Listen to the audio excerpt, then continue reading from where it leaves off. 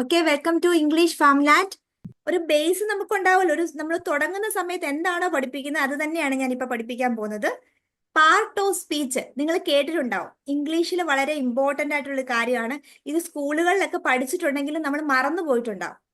ആർക്കെങ്കിലും ഓർമ്മയുണ്ടോ? Part of speech സ്കൂളുകളിലോ അല്ലെങ്കിൽ കോളേജിലോ എവിടെയെങ്കിലുമൊക്കെ പഠിച്ച ഓർമ്മയുണ്ടോ?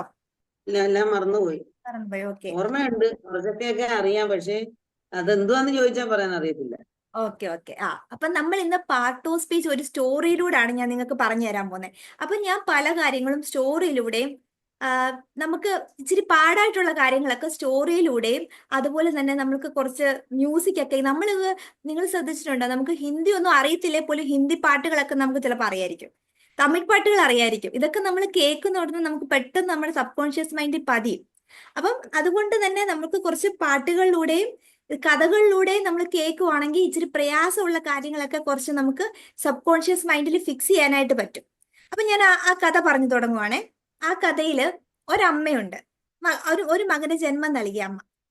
എന്ത് പേരിടുന്നു ആലോചിച്ച് അമ്മ കൺഫ്യൂഷൻ ആയപ്പോ അമ്മ ഓർത്ത് പേരെന്ന് തന്നെ ഇട്ടേക്കാം, നിന്റെ പേരും നൗണെന്നായിക്കും. നൗണെന്ന് പറഞ്ഞാൽ നാമോന്നാണ്. അപ്പം പേരയക്കും എന്ന് പറഞ്ഞാൽ നൗണെന്നാണ് അമ്മ പേരിട്ടത്. അപ്പൊ നൗണെന്ന് പറഞ്ഞു കഴിഞ്ഞാല് എല്ലാത്തിന്റെയും പേരാകാൻ കഴിവുള്ള ഒരു മകനാണ്. എല്ലാത്തിന്റെയും പേരെന്ന് പറഞ്ഞാൽ ഇപ്പൊ എന്റെ പേര് രേഖ. ഈ രേഖ എന്ന് പറഞ്ഞാൽ എന്താണ്? നൗണാണ്.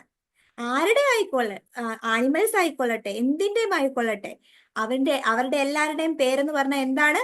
നൗണാണ്. അപ്പം അമ്മയ്ക്ക് ആദ്യത്തെ മകനല്ലേ, കുറച്ച് കൊഞ്ചിച്ചൊക്കെയാണ് അമ്മ വളർത്തുന്നത്. അതുകൊണ്ട് അമ്മ ഒരു പാട്ട് പാടുമായിരുന്നേ.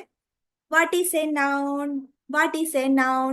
Person, place, things and animals. അതായത് പേഴ്സൺ ആണ്, പ്ലേസ് ആണ്, പ്ലേസിന്റെ പേരും നൗൺ തന്നെയാണ്. Person, place, things and animals, ആനിമൽസിന്റെ പേരും നൗൺ തന്നെയാണ്. And ideas and feelings to.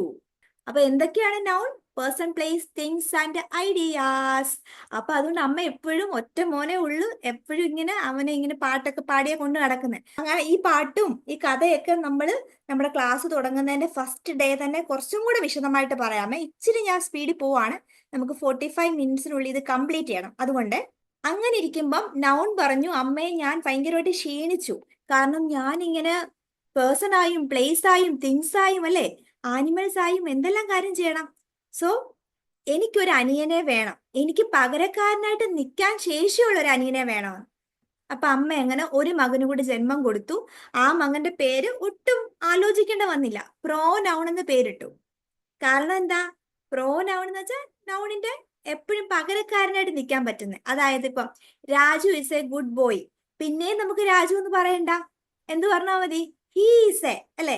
He's very smart. He, she, it, hair, him, അങ്ങനത്തെ വാക്കുകളില്ലേ, അതൊക്കെയാണ് പ്രോനൗൺ എന്ന് പറയുന്നത്. അതായത് നൗണിന് പകരക്കാരനായിട്ട് നിൽക്കാൻ പറ്റുന്ന ആള്. He, she, it, they, you, I, we, ഇതൊക്കെയാണ് പ്രോനൗൺ. നൗണിന് പകരക്കാരനായിട്ട് നിൽക്കാൻ പറ്റുന്ന ആളാണ്. ഈ നൗണും പ്രോനൗണും ഇങ്ങനെ ഇത്രയും കാര്യങ്ങൾ ചെയ്യുന്നുണ്ടല്ലേ. അപ്പം അവര് തന്നെ പറഞ്ഞു അമ്മയോട്, വീണ്ടും രണ്ടുപേരോട് ചെന്ന് വഴക്കിടാൻ തുടങ്ങി. ഞങ്ങൾ ഇങ്ങനെയൊക്കെ ചെയ്യുന്നുണ്ട്, പക്ഷെ ഞങ്ങളെ പുകഴ്ത്തി പറയാൻ ആരുണ്ട്? ഞങ്ങൾ ഇത്രയും കാര്യങ്ങൾ ചെയ്യുന്നു, ഞങ്ങളെ ഒന്ന് പുകഴ്ത്തി പറയാൻ ഒരാൾ ഞങ്ങളുടെ കൂടെ ഇല്ല, ഞങ്ങൾക്ക് ഒരു അനിയനെ വേണമേ എന്ന് പറഞ്ഞ് വാശി പിടിക്കാൻ തുടങ്ങി. അമ്മ ഓർത്തു, ശരിയാണല്ലോ, എന്റെ മക്കൾ എത്ര കാര്യങ്ങളാ ചെയ്യുന്നേ. സോ അപ്പൊ ഇവരെ പുകഴ്ത്തി പറയാനായിട്ട് ഒരു മകന് കൂടി അമ്മ ജന്മം നൽകി. ആ മകന്റെ പേരാണ് അഡ്ജക്റ്റീവ്.